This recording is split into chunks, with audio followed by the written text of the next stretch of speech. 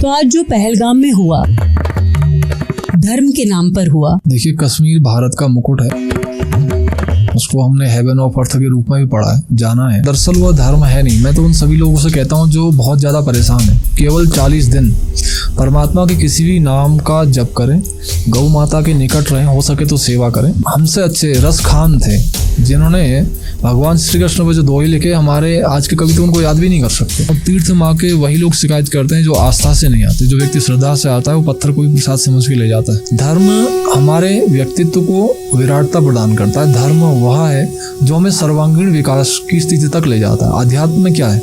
स्वभाव रुचिते अध्यात्म। हमारी अंतःकरण की रुचि है कि हम सही हो।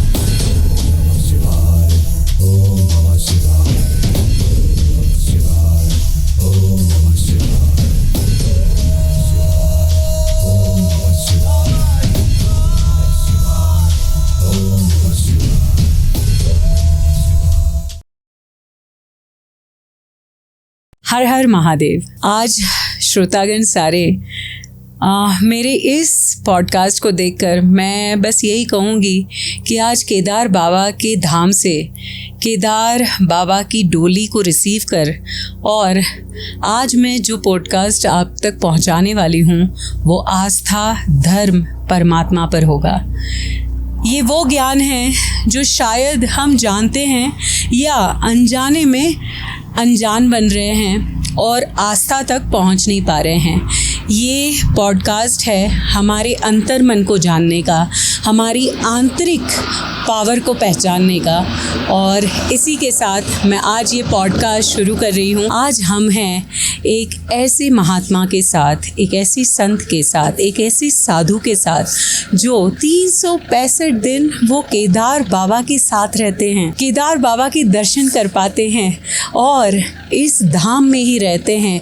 कितनी ही कठिनाइयाँ हों लेकिन वो कठिनाइयों के साथ रहते हैं। बाबा तो 6 महीने डोली में आते हैं और चले जाते हैं, लेकिन ललित बाबा जी जिनको आज मैं आप लोगों से मिलवाने वाली हूँ, वो यहाँ 365 दिन रहते हैं। बर्फीले पहाड़ों के बीचों बीच रहते हैं, कठिनाइयों का सामना करते हैं, और यहाँ के जो बोलते हैं ना पशुपतिनाथ, तो सारे पशुओं का भी ध्यान रखते हैं। इनके पास गाय हैं, इनके पास कई ऐसे जानवर हैं जिनकी ये सेवा करते हैं। तो आइए मिलते हैं ललित बाबा जी से, और ये संत की सेवा करते हैं और उनके आश्रम का नाम भी संत सेवा आश्रम है। प्रणाम बाबा। बाबा ने तो मुझे टीका लगा दिया है। अब मैं बाबा से वो प्रश्न पूछूंगी जो शायद आप लोग जानना चाहते हैं। बाबा, मुझे ये जानना है कि हमारे श्रोता भी जानना चाहेंगे, हम जब आश्रम की बात करते हैं तो ये आश्रम का चलन कोई आज से नहीं है। ये आश्रम का चलन तब से है जब से सनातन धर्म रहा है, जब से गुरु की एक प्राचीन काल रहा है और गुरु और शिष्य के एक संभावित प्रयास रहे हैं। तो इसके बारे में मैं जानना चाहती हूँ कि 365 दिन आप यहाँ रहते हैं, यहाँ पे आपने आश्रम की स्थापना की है और यहाँ पे एक आश्रम संतों के लिए, लोगों के लिए बनाया है। तो इसके पीछे आपकी क्या मंशा रही है? परम यदिमादृश्य समुद्रस्य दक्षिणम वर्षम तद भारतम नाम भारती यत्र संतति। गुरु ब्रह्मा गुरुर्विष्णु गुरुर्देवो महेश्वरः गुरुर् साक्षात् परम ब्रह्म तस्मै श्री गुरुवे नमः। वर्णानामर्थ संघानाम रसानाम छंदसामपि मंगलानाम च कर्तारो वंदे वाणी विनायको। भगवान सदाशिव हिमालय में विराजमान हमेशा से ही रहे हैं। यह दिव्य पावन भूमि उन सभी शुद्ध अंतःकरण वाली और प्रकट एवं अप्रकट सभी साधकों का हमेशा ही स्वागत करती है, चाहे वो भारत में हो चाहे भारत से बाहर से भी कहीं सुन रहे हो। उन सभी के लिए आश्रम शब्द का अर्थ ही है आश्रयार्थम इति आश्रमा। जहाँ साधक को आश्रय मिले, जहाँ एक श्रमिक को आश्रय मिले, जहाँ एक आगंतुक को आश्रय मिले, जहाँ जिज्ञासा शांत हो, जहाँ पिपासा शांत हो। देखि परम पावन अति आश्रम गयो मोह संशय नाना भ्रम। काकभूषण जी महाराज के आश्रम में गरुड़ जी जब जाते हैं तो उनको आश्रम में जाने से ही विश्रांति का अनुभव होता है। जैसे महर्षि अगस्त्य का दर्शन जब साधक करते हैं तो वो देखते हैं कि आश्रम की आभा, वहाँ पर ईंट पत्थर से बने हुए भवनों को न देखते हुए वहाँ की दिव्य अलौकिक आभा का अनुभव कर पाते हैं। तो आश्रम अर्थात जहाँ अनेक प्रकार के यज्ञ अनुष्ठानों से जहाँ का वातावरण दिव्यता संपन्न होता है, जहाँ बैठकर साधक के मन में और वर्तमान समय में कलयुग के काल में, कली काल में, जिसके अनेक अर्थ हैं, जो हमारे मन को हमेशा ही विक्षुब्ध करता रहता है।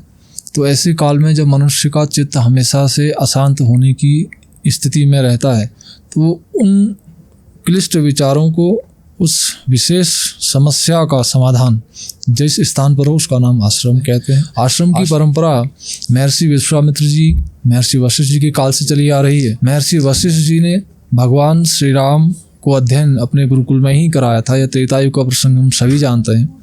और उसी काल में अध्ययन के पश्चात महर्षि विश्वामित्र जी अपने आश्रम में यज्ञ रक्षार्थ भगवान श्री राम और लक्ष्मण को ले गए, जहाँ मार्ग में ताड़िका का वध हुआ। मरीच इत्यादि जो खरदूषण, जिनका काम हमेशा से यज्ञ को नष्ट करना था, ऐसे अजर जो राक्षस थे उनका वध हुआ।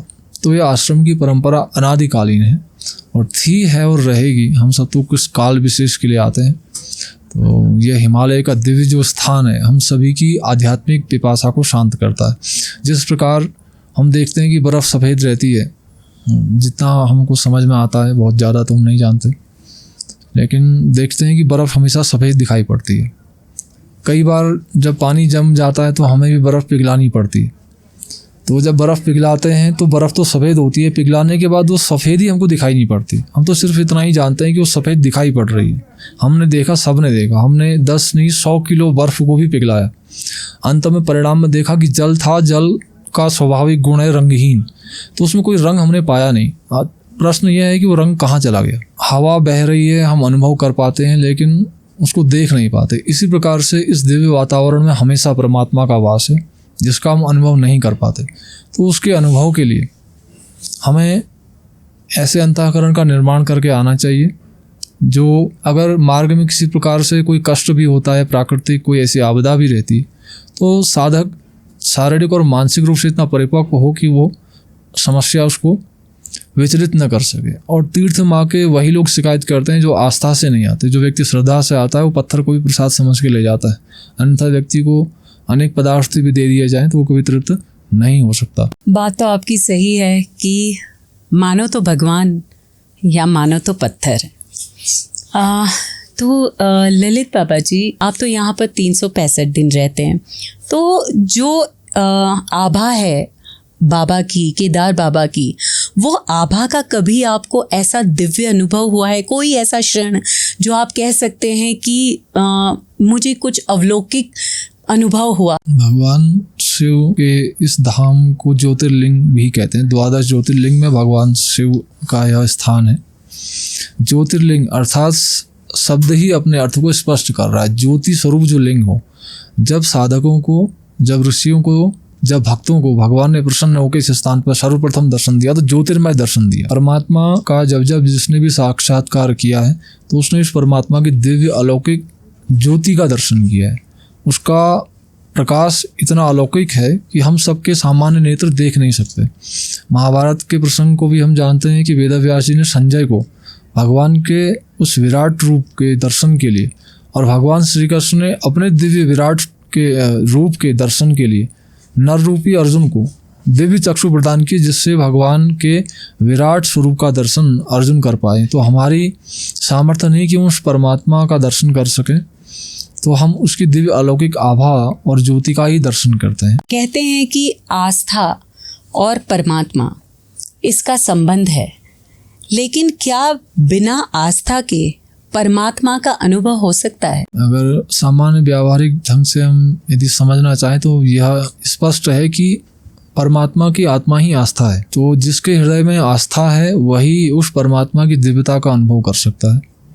अन्यथा तो एक वह भी शिल्पकार है जो पत्थर को हमेशा शिवलिंग के रूप में बनाकर 100, 200, 1000, 2000 जो भी उसकी कीमत है उसमें बेच देता है। एक वही साधक उस शिवलिंग को परमात्मा के दिव्य स्वरूप का अनुभव करते हुए उसके प्रति वो समर्पण की भावना को हृदय में धारण करते हुए अपना सब कुछ अर्पण कर देता है। अनादिकाल से ऐसी परंपरा चली आई। तो दोनों की भिन्नता समझने की बात है कि भाव का कितना अंतर है। इसी प्रकार से आस्था रूपी भाव जिस साधक के हृदय में ना हो तो वह उस परमात्मा की दिव्य अलौकिक आभा का अनुभव कैसे कर सकता है। जिस प्रकार नेत्रहीन व्यक्ति किसी दिव्य से दिव्य प्रकाश या अनेक प्रकार के रंगों का दर्शन नहीं कर सकता, कोई ऐसा व्यक्ति जो बोल नहीं सकता वो अनेक प्रकार के शब्दों का श्रवण करने के बाद उसका वर्णन नहीं कर सकता। अब मैं आपके धार्मिक विचार, आपके जो आस्था पर विचार हैं, परमात्मा पे आपने जो विश्लेषण दिया, इसके बाद मेरे अंदर एक क्यूरियोसिटी भी हो रही है कि मैं आपके बारे में भी कुछ जानूं, क्योंकि लोगों को भी ये जानना है कि ये ललित बाबा अचानक से कहाँ से प्रकट हो गए। ललित बाबा जी कहाँ रहते थे, ललित बाबा जी का बचपन कहाँ पर गुजरा है। तो ये जो आपका सफ़र रहा है बचपन से लेकर के आज ये आध्यात्मिक स्थल यहाँ पर केदार धाम पर आप आए, तो ये जो आपकी जर्नी है कि बचपन वाले ललित बाबा जी कैसे थे और किस बात ने उन्हें आध्यात्म तक खींचा है। देखो, यही प्रश्न अर्जुन ने गीता में भगवान श्री कृष्ण से भी कहा था कि जब कोई साधक एक जन्म में साधना करता है और उसकी साधना पूर्ण नहीं होती तो अगले जन्म में पुनः वहीं से साधना प्रारंभ करता है। तो भगवान कहते हैं कि वो कोई आसमान में वायुमंडल में बनने वाला जल का कोई स्वरूप बरसने वाला बादल नहीं है कि वायु के थपेड़ों से वो छिन्न भिन्न हो जाएगा।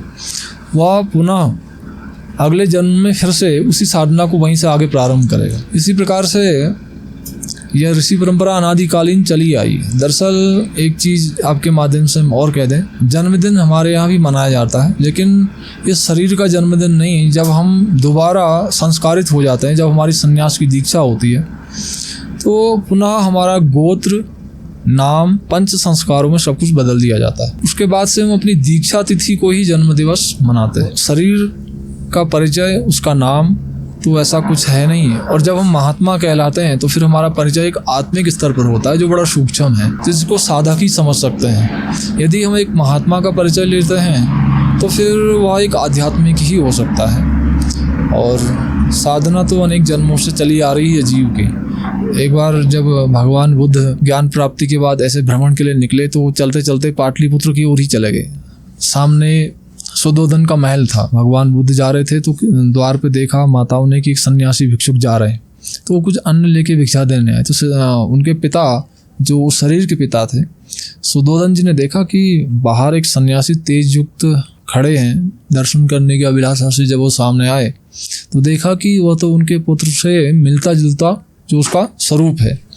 तब वो कहते हैं कि अपने पिता के दरबार में, एक राजा के दरबार में एक राजकुमार के आने की यह कौन सी पद्धति है। महात्मा बुद्ध यह कहते हैं कि यह परंपरा आज से नहीं, अनादिकाल से चली आई है। पहले भी ऐसे ही लोग आए थे, आज मैं आया हूँ, कल को भविष्य में फिर कोई ऐसा आएगा। संन्यास लेने की स्थिति तो नहीं है। जिस प्रकार हम कहते हैं कि मोर के पंख रंगाने की आवश्यकता नहीं। सबसे मनोरम, सबसे आकर्षक, सबसे सुंदर जो पक्षी है वो मोर के पंख हैं, और जिसके पंख केवल बाह्य सुंदरता से युक्त नहीं, दिव्य अलौकिकता से भी संपन्न है, जिसको भगवान श्री कृष्ण भी अपने मुकुट पर धारण करते हैं, जिनका एक नाम ही है मोर मुकुटधारी।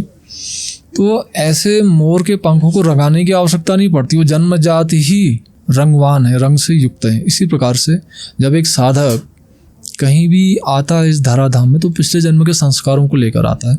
मैं भी जब युवा अवस्था में जब कहीं देखते थे संन्यास से पहले, तो हमें भी लगता था कि इस युवा व्यक्ति ने अपनी इस आयु को कहीं क्षतिग्रस्त तो नहीं कर दिया, अपने जीवन को खराब तो नहीं कर दिया संन्यास लेके। वर्तमान समय की अनेक विडंबनाओं से घिरा हुआ संन्यास, जिसमें माया का एक विशेष जो एक अवरोध है साधक को रोकता है, लेकिन अंत में परमात्मा को भी यही मंजूर था कि हम इसी वेश में आए। तो संन्यास शब्द का अर्थ तो वैसे यही है कि संग न्यासयति संन्यास, जो सभी प्रकार के संग का त्याग करे, जिसकी आत्मा केवल परमात्मा का संग करे।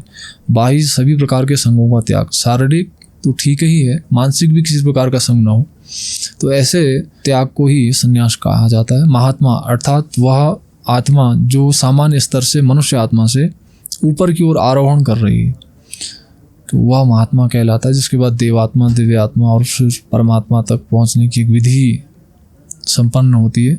यानी कि बिंदु से सिंधु की ओर। जिस प्रकार से नदी हिमालय के शिखर से निकल के समुद्र में समाविष्ट होकर अपने अस्तित्व को प्राप्त कर जाती है। नदी की पूर्णता तभी होती है जब वह समुद्र से मिल जाती है। तो इसी प्रकार से एक साधक का उस परमात्मा के द्वार पे चले जाना उसके जीवन की पूर्णता है। हमारा प्रसंग यही चल रहा था कि मोर के पंख रंगाने नहीं पड़ते। इसी प्रकार एक साधक को कुछ बदलने की आवश्यकता नहीं है, तो वह अपने अंतःकरण को बदलने की आवश्यकता है। उसको कुछ बाहर से कुछ लेने की आवश्यकता नहीं, भीतर से लेने की आवश्यकता है। भीतर से उस चैतन्यता को जागृत करने की आवश्यकता है। संन्यास बाह्य परिवर्तन का नाम नहीं, वो आंतरिक परिवर्तन का नाम है। तो जो लेने की स्थिति नहीं, जो अपने आप हो जाती है, जो घटित हो जाती है। जैसे कि हमने ये पॉडकास्ट शुरू किया उसी वक्त मैंने आपसे कहा था कि ये अंतर मन की बात है, ये हमारे आंतरिक पावर की बात है, और ये जो ऊर्जा है ना वो बाहर से नहीं आती, वो अंदर से आती है। मैंने तो कई बार ये क्यूरियोसिटी बताई है, इवन महाकुंभ के वक्त भी मैंने काफ़ी सारे नागा साधुओं से भी पूछा था, लेकिन कोई भी अपने बचपन के बारे में नहीं बताता। और ललित बाबा जी ने भी आज उनके बचपन के बारे में तो नहीं बताया, लेकिन हाँ ये ज़रूर कहा कि वैसे भी एक साधक परमात्मा के दरबार में हमेशा ही शिशु है। आपके इस प्रश्न का भी उत्तर इसमें। थैंक यू, शुक्रिया। इसीलिए वो हर बार हमें मैया कहते हैं। तो आप जब आपने कहा कि बचपन से ही ये साधना होती है और ये अंदर से आता है, इसके लिए कोई पर्टिकुलर चीज़ें करने की ज़रूरत नहीं होती है। तो आज के जो युवा हैं, क्योंकि मैंने भी आपको सुना कई बातें बोलते हुए, और मुझे जो आपकी सबसे अच्छी बात लगती है वो ये लगती है कि आप किसी भी व्यसन को से ना प्रभावित होते हैं और ना ही आप। उसमें एक बात और है जी, जब केवल हम ये कह दें कि भांग महादेव को चढ़ती है, चढ़ता तो धतूरा भी है, उसका भी सेवन करके देखें हमारे अंदर कितनी श्रद्धा है। यदि हम उस परमात्मा शिव के प्रसाद को, भांग को प्रसाद समझ के लेते हैं, तो हमें धतूरे का सेवन भी करना चाहिए। बिल्कुल। तो बिल्कुल। नशा अगर करना है तो उस परमात्मा की भक्ति का करें। वह नशा क्या जो 4 घंटे व्यक्ति को बेहोशी की अवस्था में रखे, नशे के बाद जो हमारी हैंगओवर होता है, हाँ, क्षय हो जाती है जी, तो वह व्यक्ति कैसे सर्वांगीण विकास करेगा, उसकी मानसिक जो सोचने की जो क्षमता है वो कैसे पूर्ण हो पाएगी, और उस राज्य का विकास कैसे हो पाएगा। एक ऋषि का यज्ञ, एक साधक की साधना उस प्रदेश की समृद्धि, उस राज्य की समृद्धि के लिए होती है। और हर ऋषि, सभी संतों का, वहीं के जो भी वहाँ के राजा या उस मतलब शासन से संबंधित लोग होते हैं, उनका ये कर्तव्य है कि उस ऋषि का वो संरक्षण दें। प्राचीन काल में भी जैसे एक प्रसंग आता था कि मृगया होती थी, यानी कि जिसमें मृगों का शिकार किया जाता था। हम सभी ने बाल्यकाल में कथाएं पढ़ी। भगवान श्री राम भी जे मृग राम बाण के मारे ते तनु तज सुरलोक सिधारे। जो मृग भगवान श्री राम के बाण से अपने शरीर को छोड़ते हैं वह सीधे मतलब दिव्य लोक को जाते हैं, सुरलोक को जाते हैं, देवलोक को जाते हैं। और प्राचीन काल में जो मृगया की एक विधि थी कि जो भी कस्तूरी मृग होता, जब कस्तूरी पक जाती है, सभी जानते हैं जब उसकी गंध निकलती है, तो कस्तूरी जो मृग है उसको यह नहीं पता लगता है कि यह गंध उसकी नाभि से आ रही, तो उसकी गंध में वो और तेज भागता है। तो शरीर में अत्यधिक ऊष्मा पैदा होने के कारण वो कस्तूरी और अधिक ऊष्मा छोड़ने लगती है और जल्दी तैयार होने लग जाती है।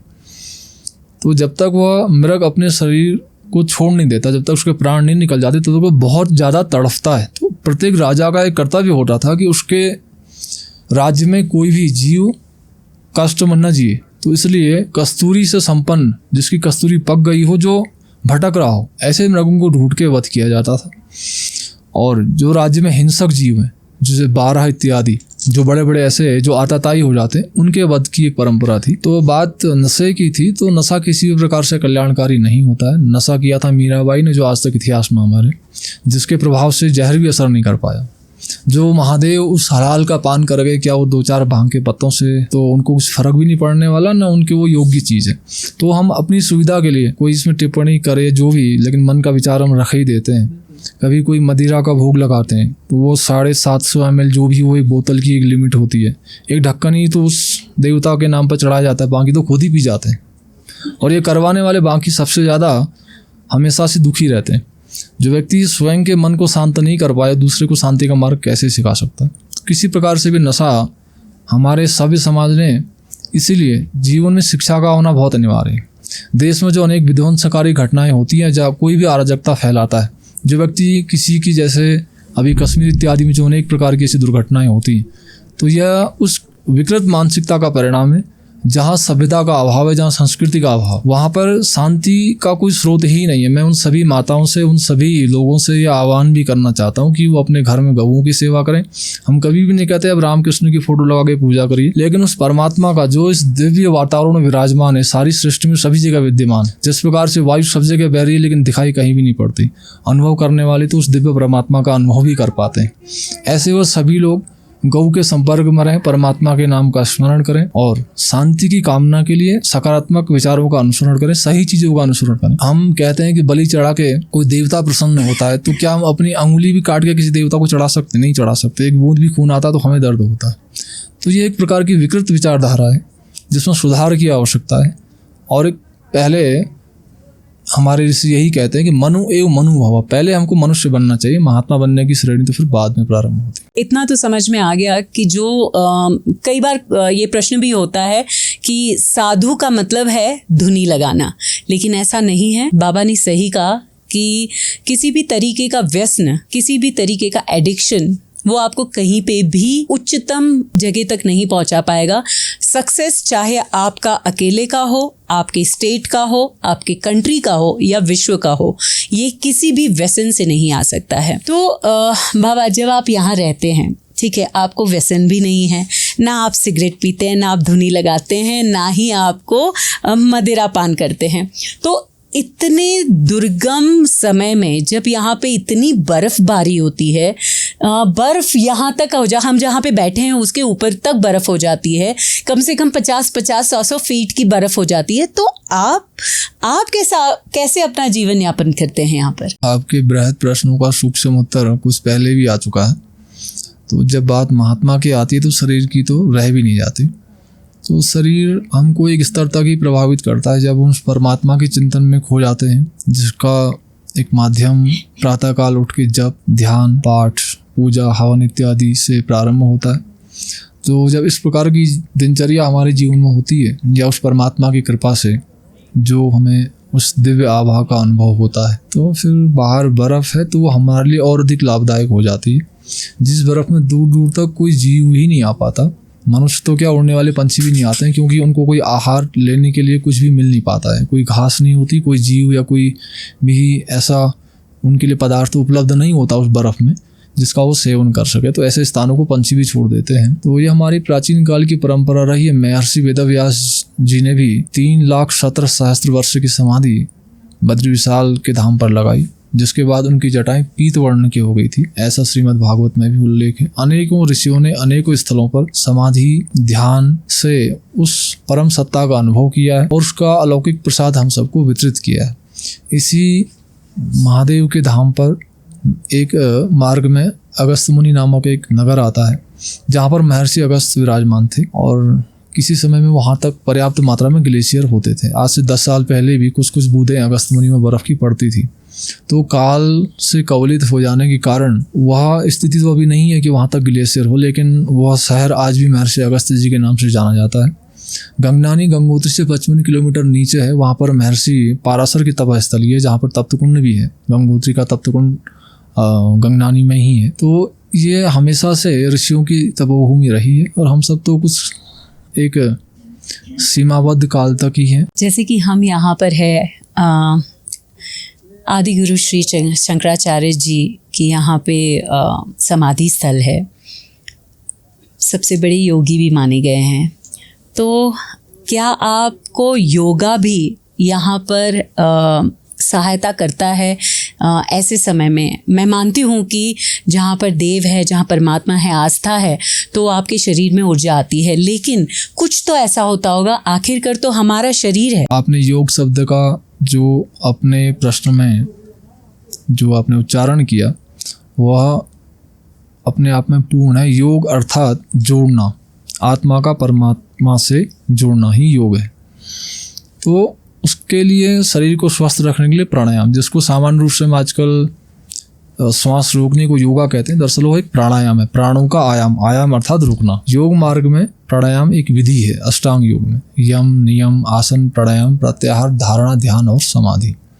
तो जिसके अंतर्गत 5 यम 5 नियम, फिर हमारे शरीर को स्वस्थ रखने के लिए आसन, और फिर प्राणायाम जो 1:4:2 के अनुपात में होना चाहिए एक स्वस्थ शरीर और स्वस्थ चित्त वाले साधक के लिए। तो आज के युवाओं के लिए योग को आध्यात्म से किस तरीके से जोड़ के बता सकते हैं कि उन्होंने अपनी दिनचर्या में इसको किस तरीके से लेना चाहिए, कैसे अपनी डिसिप्लिन में, बिकॉज योग भी एक डिसिप्लिन है और आज की तारीख में मुझे लगता है कि आज के युवाओं के लिए ही नहीं, सारे लोगों के लिए डिसिप्लिन बहुत ज़रूरी है। तो आप आध्यात्म से डिसिप्लिन, इस योगा को कैसे जोड़ पाते हैं? बिल्कुल, आपने डिसिप्लिन जो शब्द को मेरे समझ में अनुशासन, अर्थात एक तो विद्यालय है जो मैं बाह्य अनुशासन सिखाता है, हमारा एक सभ्य समाज, हमारा एक सभ्य परिवार। एक योग है जो मैं आत्मानुशासन सिखाता है, जो हम एक सामान्य स्थिति में और स्वप्न की अवस्था में जब हम सो जाते हैं तब भी हम अनुशासित होते हैं, उसको कहते हैं आत्मानुशासन। इसका प्रमाण भी है, जब कोई साधक साधना में आगे बढ़ता है तो उसको स्वप्न नहीं दिखाई पड़ते, स्वप्न आने बंद हो जाते हैं, क्योंकि न तो इतना सोता है न उसके मन में किसी प्रकार के कोई विचार चलते हैं। तो ऐसी अवस्था में एक आत्मानुशासन हमारे भीतर जागृत हो जाता है। तो प्राणायाम से हमारी इंद्रियां नियंत्रित होती है, हमारा मन नियंत्रित होता है और हमारा प्राण नियंत्रित होता है। तो फिर हम अपने आप एकाग्र हो जाते हैं। जब हम एकाग्र हो जाते हैं तो वहाँ जल, अग्नि, वायु, अग्नि और आकाश, कोई भी तत्व हमारी साधना में विक्षेप नहीं डाल सकता। चाहे बर्फ हो, चाहे पानी हो, चाहे अग्नि ही क्यों न लग जाए, शरीर ही तो नष्ट होगा, आत्मा तो उस परमात्मा का आस्वादन कर रही है, उसका अनुभव कर रही है। तो योग शब्द अपने आप में विराट है, केवल कुछ आसन और प्राणायाम को ही योग नहीं कहते। इसके लिए हमें अनेक ऋषियों ने, जो घेरण्य संहिता, पातंजलि योग प्रदीप और भी गुरु गोरक्षनाथ जी का जो हठ योग, तो यह सभी जगह वर्णित है। जो शंकराचार्य जी की आपने बात की, हिमालय के केदारनाथ धाम में आदिगुरु शंकराचार्य जी ने अपने दिव्य लोक को प्रस्थान किया। हमारे सभी परंपराओं के सभी आचार्यों ने, उदासीन परंपरा के आचार्य हुए हैं बाबा श्री चंद। तो आपका आध्यात्मिक है तो हम कुछ आध्यात्मिक प्रसंग अपनी तरफ से भी कहना चाहेंगे। तो वह उदासीन परंपरा के आचार्य रहे, जिन्होंने अपने शरीर, अपने दिव्य लोक को गमन, जो हिमाचल में चंबा से आगे भरमौर और हर्षद से फिर जो मार्ग जाता है मणिमहेश के लिए, वहाँ की दिव्य गुफा में अब वो शरीर उस परमात्मा के धाम को गमन कर गए। हमारी जिस परंपरा में हम दीक्षित हैं, आदिगुरु रामानंदाचार्य जी, जो काशी की श्री विद्या मठ में अंतर्ध्यान हो गए। इसी प्रकार से कबीरदास जी का भी वर्णन आता है कि वह भी अंतर्धान हो गए, उनके शरीर का कोई पता नहीं लगा। हिंदुओं ने कहा ये हमारे हिंदू थे, मुस्लिमों ने कहा ये हमारे थे, तो चादर उठाई तो वहाँ केवल 2 पुष्प ही थे।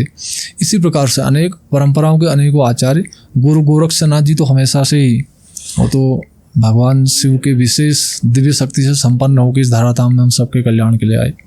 तो सभी आचार्य जो हैं सीधे ही उस परम धाम को गए, उनको शरीर छोड़ने की आवश्यकता नहीं, उनका दिव्य देह था। बाबा, आपके हिसाब से धर्म का महत्व क्या है या उसका अर्थ क्या है? भगवान श्री कृष्ण कहते हैं धर्म के 10 लक्षण हैं। मैं फिर से एक बार पुनः रिपीट करता हूँ। कुछ समय पहले हमने पुलवामा में हुए भीषण घातक नरसंहार का समाचार सुना, जो सभी के अंतःकरण को व्यथित कर देने वाला था, जिसमें अनेक महात्माओं की आंखों में आंसू आए, हमारे भी आ गए। तो यह सब चीज़ें कहाँ से पैदा होती हैं? कहा गया कि यह धर्म के नाम पर लोगों का वध हुआ। इसी प्रश्न का उत्तर भगवान श्री कृष्ण अपने मुख से कह रहे हैं कि यह किसी महात्मा की वाणी भी नहीं है, उस परमात्मा का यह स्वयं वचन है।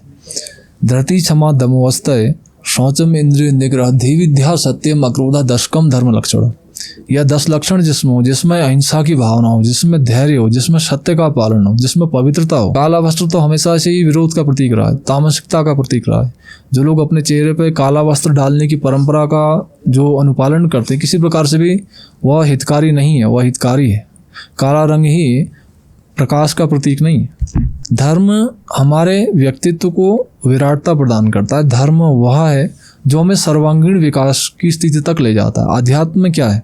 स्वभाव रुचिते अध्यात्म। हमारी अंतःकरण की रुचि है कि हम सही हों। जिस प्रकार से किसी के माता पिता कुछ ऐसे अखाद्य या अपेय पदार्थों का सेवन करते हों, हमेशा से वो यह चाहते हैं कि उनके बच्चे इसका सेवन ना करें। क्यों? क्योंकि उनके अंतःकरण की रुचि सही है। वह भले किसी सही आचरण का पालन नहीं कर पाए, वह हमेशा से चाहता है कि उनके बच्चे करें। यानी कि अंदर हमारी अच्छाई की इच्छा है, हम चाहते हैं कि कुछ अच्छाई का अनुसरण हो, यानी कि हमारी स्वाभाविक जो रुचि है वह सकारात्मक है। इसी प्रकार धर्म हमें वृहत्ता प्रदान करता है, विराटता प्रदान करता है, उस परमात्मा से जोड़ देता है। अल्लाह परमात्मा का ही पर्यायवाची।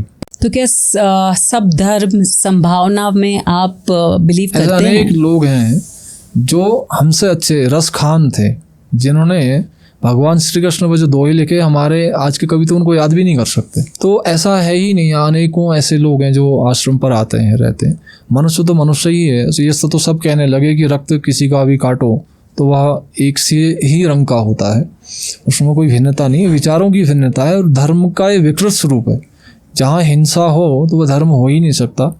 धर्म तो इतने उस परम प्रेम का आस्वादन करवाता है कि यदि कोई उसको जहर भी पान करवा दे तो उसकी मृत्यु नहीं हो सकती। वह जो व्यक्ति भीतर से इतनी उग्रता लेके चल रहा हो, जिसकी अंतःकरण की स्थिति इतनी अशांत हो, वह समाज में कैसे धर्म की स्थापना पैदा कर सकता है? वह तो कोई हिंसात्मक विचार या उसको क्रूरता ही कह सकते हैं। तो आज जो मैं आज के परिप्रेक्ष्य में कहूँगी, जिसके लिए सारा विश्व, इंडिया में मतलब भारत तो पूरा दुखी है ही, लेकिन पूरा विश्व आज भारत के साथ है। तो आज जो पहलगाम में हुआ, धर्म के नाम पर हुआ, आज हम तो पहले तो ये बातें होती थी जाति विशेष पर होती थी, लेकिन आज धर्म पर हुआ है। तो क्या हम इस अहिंसा और धर्म को किस तरीके से देखेंगे? आज जो कश्मीर वैली में हो रहा है और आज डर का माहौल हो गया है, तो हम लोगों तक क्या बात पहुंचाना चाहेंगे? देखिए, कश्मीर भारत का मुकुट है, उसको हमने हेवन ऑफ अर्थ के रूप में भी पढ़ा है, जाना है, और वह था भी, है भी। कश्मीर हमारे पंडितों का सिरमौर रहा है। कश्मीर के विद्वान भारत का हमेशा से प्रतिनिधित्व करते रहे हैं। जब बात धर्म की आई तो दरअसल वह धर्म है नहीं। मैं तो उन सभी लोगों से कहता हूँ जो बहुत ज़्यादा परेशान हैं, जो किसी प्रकार से हिंसा का आश्रय लेते हैं, वह केवल 40 दिन परमात्मा के किसी भी नाम का जप करें, गौ माता के निकट रहें, हो सके तो सेवा करें। आप देखेंगे कि आपको शांति का अनुभव हुआ, जो आप हमेशा से कई लोगों को परेशान करके या उनका वध करके नहीं प्राप्त कर पाए, वहाँ आप उस परमात्मा का अनुभव कर सकते हैं। यदि 40 दिन में ना हो तो फिर जब मैं घर छोड़ सकता हूँ तो कुछ भी हमारे द्वारा छोड़ा जा सकता है। तो तात्पर्य यह है कि हमें उस सकारात्मकता का अनुगमन करना चाहिए, और ऐसे लोगों की समाज में हमेशा से ही आवश्यकता रही है। लेकिन यह कलयुग का प्रभाव है कि लोग धर्म के नाम पर हिंसा करते। अब मैं फिर आती हूँ हमारे केदार बाबा के पास, केदार धाम में, और आपके आश्रम में जो इतने शरणार्थी आते हैं और उनके लिए इतना व्यवस्था का प्रबंध आप करते हैं, और सिर्फ यात्रा के दौरान ही नहीं, जब यात्रा नहीं होती है तब आर्मी वालों के लिए जो भी ऊपर आते हैं सबके लिए करते हैं। तो ये कैसे हो पाता है? उस परमात्मा के धाम में सभी शरणार्थी, और हम भी उस परमात्मा के धाम में शरणार्थी हैं। जब बात सेवा की आती है तो सेवा वही कर्म कहलाता है जिसके पीछे कोई अपेक्षा न हो, जिसमें परहित की भावना हो। जब हम स्वयं में तृप्त होंगे, कभी दूसरे को तृप्ति का अनुभव करा सकते हैं। भगवान श्री कृष्ण ने महाराजा युधिष्ठिर जी के राजसूय यज्ञ में भीमसेन को भोजन परोसने की सेवा में लगाया। जो भोजन पाना जानता है वही किसी को भोजन पावाना भी जानता है, यानी कि उसको खिला सकता है। जो खा सकता है वो खिला सकता है। जो 100 ग्राम खाएगा दूसरे को 50 ग्राम देने वाला है। जो 5 सेर खा जाए तो वो 1 सेर देने की सामर्थ्य भी रखता है। इसी प्रकार से जो उस परमात्मा की दिव्यता का अनुभव किया हो तो वही सेवा का भाव, और यह हमारी संतों की प्राचीन काल की परंपरा रही है कि उस परमात्मा की प्राप्ति के मार्ग में सेवा एक बहुत बड़ा माध्यम है। सेवा परमो धर्म, ये हमारे धर्म का एक वाक्यांश है जो सभी जगह आपने देखा होगा, विद्यालय या किसी भी सामाजिक संस्थान पर लिखा जाता है। हम तो किसी की सेवा नहीं करते, भगवान की कृपा से जो होता है उनकी इच्छा से होता है। ये बात यथार्थ है, मतलब ऐसा नहीं कि हम आपके सामने बैठ के, अंतर का ये विचार है। देखिए, कोई भी कार्य करने के लिए एक समय विशेष का महत्व रहा है। जिस प्रकार से विद्यार्थी को विद्या अध्ययन करने के लिए एक निर्धारित समय पर निर्धारित आयु में विद्यालय में प्रवेश करना होता है, जो परंपरा आज भी प्रचलित है। अच्छे विद्यालय में एक निश्चित आयु सीमा हमेशा से ही निर्धारित रहती। इसी प्रकार से हमारा शरीर भी युवा अवस्था में ही कुछ करने की सामर्थ्य रखता है। नया रक्त, नई ऊतक, नई संरचनाएं हमारे शरीर में होती रहती हैं। आयु के एक पड़ाव में जाने के बाद वह शरीर जर्जर होता है। तो जिस समय शरीर में नई ऊर्जा का निर्माण होता है तो आध्यात्मिक अनुभूतियाँ भी उसी काल में होती हैं। वर्तमान में जो धर्म के क्षय का आपने प्रश्न किया या फिर युवाओं के आचरण की बात की है, तो हमारे यहाँ की जो गुरुकुल पद्धति है वो चली गई। जब व्यक्ति 25 वर्ष तक अपने जीवन में साधनात्मक नियमों का पालन करेगा तो वह बाद में भटकाने के बाद भी नहीं भटक सकता, जिसका प्रत्यक्ष प्रमाण है भक्त प्रहलाद माता कयाधु के पुत्र हैं। हिरण्याकश्यप उनके पिता हैं। तो इतना राक्षस कुल में भक्त प्रहलाद का जन्म होना, इसके पीछे क्या कारण है, क्या हमने कभी जानने की कोशिश की? हम सभी कहते हैं कि हमारे बच्चे आध्यात्मिक हो, हमारे आने वाली संतान उस परमात्मा का अनुसरण करे, तो उसके लिए हमने तैयारी क्या की? माता कयाधु हमेशा से ही भगवान नारद जी का ध्यान करती हैं, वह उनके गुरु हैं, उन्हीं की बातों का वह पालन करती हैं, तो हमेशा नारायण नाम का वह जप करती है। तो जिनके गुरु देवर्षि नारद हों, माता कयाधु हों, तो स्वाभाविक है कि भक्त प्रहलाद ही पैदा होगा। इसके वृत्तांतों को हम सभी को सुनना चाहिए। अनेकों कथाओं में, अनेकों प्रसंगों में इसका वर्णन उल्लेखित है। और जब बात युवा की आती है तो साधना युवा काल में ही हो सकती है। एक अवस्था पूरी हो जाने के बाद तो सभी को, कमर को भी सहारे की आवश्यकता होती है, शरीर को संसाधनों की आवश्यकता होती है, तो नई अनुभूतियाँ हो नहीं पाती। सेना में भी एक नियम है कि एक निश्चित आयु तक ही लिया जाता है, उसके बाद क्योंकि हमारे अंदर बौद्धिक लचीलापन, बौद्धिक सीखने की क्षमता या शारीरिक विकास की क्षमताएं फिर समाप्त हो जाती हैं। इसलिए तो यह चीज़ें हमारे समाज में सभी जगह विद्यमान है। तो जो भी साधक अनुभव करना चाहता है, अनुभूति करना चाहता है, वह गुरुकुल का आश्रय या उस पद्धति से, भले ही विद्यालय में न मिले, अपने दैनिक जीवन में गुरुकुल के नियमों का पालन करें और जितना हम जानते हैं पहले उसको करने की कोशिश करें। मनुष्य जीवन का सबसे बड़ी जो कठिनाई है वह यही है कि हम अपने विचारों को कार्य रूप में नहीं बदल पाते हैं। जो भी सकारात्मक विचार कर रहे हैं उसको क्रियान्वित करने का प्रयास करें। इन्हीं शुभकामनाओं के साथ वर्ष 2025 की यात्रा की बहुत बहुत शुभकामनाएं। मुझे ऐसे लग रहा है कि बहुत सारी बातें शायद मैं भी नहीं जान रही थी और आज ललित बाबा जी के वजह से मुझे भी बहुत सारी चीज़ों के बारे में पता चला है और मेरे भी अंदर उत्सुकता थी वो थोड़ी बहुत ख़त्म हुई है, लेकिन उत्सुकता बरकरार रहनी चाहिए। धर्म, आस्था, परमात्मा और व्यक्ति विशेष, हमने ललित बाबा जी को सुना और उनके विचार, यहाँ पर आश्रम का होना और इतनी कठिन परिस्थिति में यहाँ पर रहना और लोगों की सेवा करना और अपने आप को शिशु समझना। तो ललित बाबा जी के बारे में आपके क्या विचार हैं वो हमें कमेंट में ज़रूर बताइएगा। मेरे विचार तो ये हैं कि अगर इनके विचार के हिसाब से अगर हम चल लें तो शायद हम जो पाना चाहते हैं वो पा सकते हैं। हर हर महादेव, जय सिया राम।